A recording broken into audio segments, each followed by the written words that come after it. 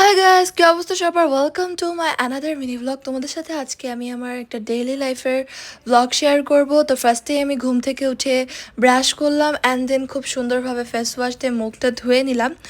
আর তারপরে আমি যাব হচ্ছে ব্রেকফাস্ট করতে।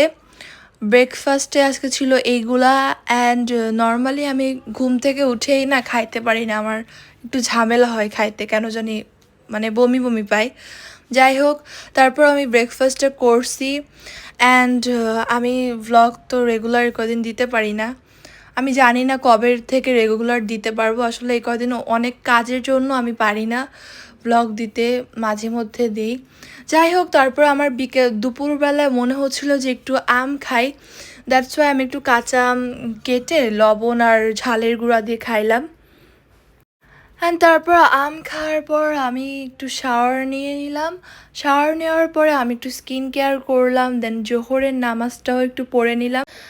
আর তারপরে আমি গেলাম লাঞ্চ করতে। লাঞ্চ করা শেষ হওয়ার পর, এটা হচ্ছে বিকালবেলায়, আমি একটু বারান্দায় যাই, যাওয়ার পরে গাছগুলোতে পানি দেই। আর বারান্দাতে বেশ ভালোই লাগে বিকালবেলার মুহূর্তে। তারপরে আমি আসরের নামাজটা পড়ে নিলাম। অ্যান্ড আজকের ওয়েদারটা বিকালবেলা বেশ ভালোই ছিল, বাতাস হচ্ছিল, বাট দুপুরের দিকে অনেক বেশি গরম পড়ছিল। যাই হোক, তারপর আমি রাত্রেবেলায় একটু পড়তে বসি অ্যান্ড আজকের ডিনার ছিল এইগুলাই। সবাই ভালো থাকবা, বাই বাই।